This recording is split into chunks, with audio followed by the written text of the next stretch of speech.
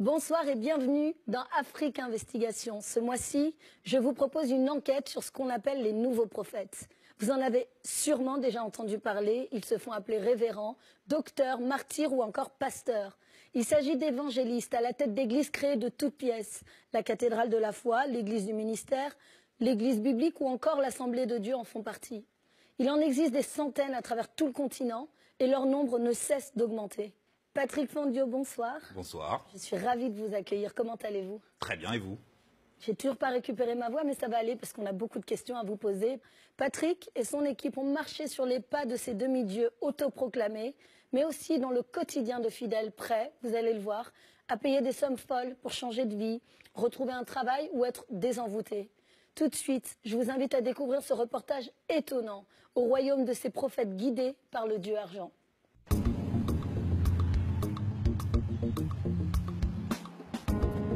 Vue du ciel, étendue à l'infini, Douala, la capitale des affaires du Cameroun.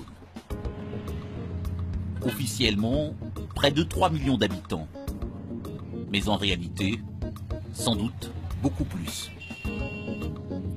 La principale ville d'un pays devenu un Eldorado pour les nouvelles églises évangéliques. Une terre bénie pour des temples qui se multiplient par centaines. Un nouveau royaume où règnent des dizaines de prophètes stars ayant pignon sur rue, s'affichant parfois aux côtés de leurs épouses, posant comme des couples présidentiels.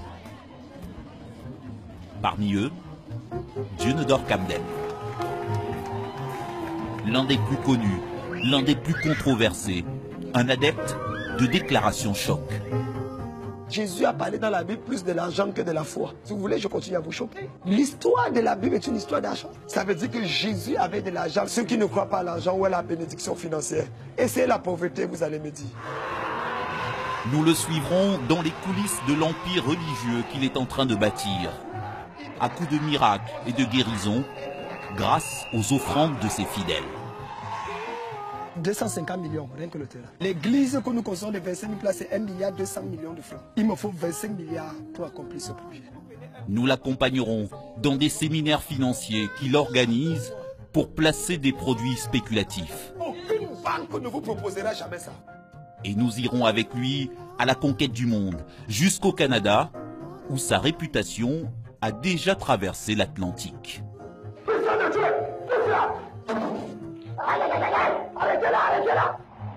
Nous ferons escale à Paris pour retrouver un autre prédicateur du Cameroun, Salah Essomba, désormais installé en France pour devenir le prophète des réseaux sociaux. C'est ça l'avenir, parce qu'aujourd'hui, même l'évangile que nous prêchons, si tu n'es pas sur les réseaux sociaux, tu ne peux pas toucher des milliers de personnes. Sors au nom de Jésus! Sors! Au nom de Jésus! Sors! Sors de ta vie! Nous ferons connaissance avec le père Hervé Marie, un prêtre catholique qui a lancé la contre-attaque des églises traditionnelles, avec parfois les méthodes évangélistes. Aujourd'hui, même les catholiques, j'ai envie de dire, veulent devenir pentecôtistes. Puisque les églises pentecôtistes marchent bien, il faut qu'on garde notre identité catholique. Nous entendrons le témoignage d'un homme qui accuse ces églises pentecôtistes d'être responsables de la mort de sa fiancée, décédée faute de soins. Elle privilégiait la prière, oui, soins. Oui. Les plus faibles se font aspirer. Les moins chanceux perdent la vie.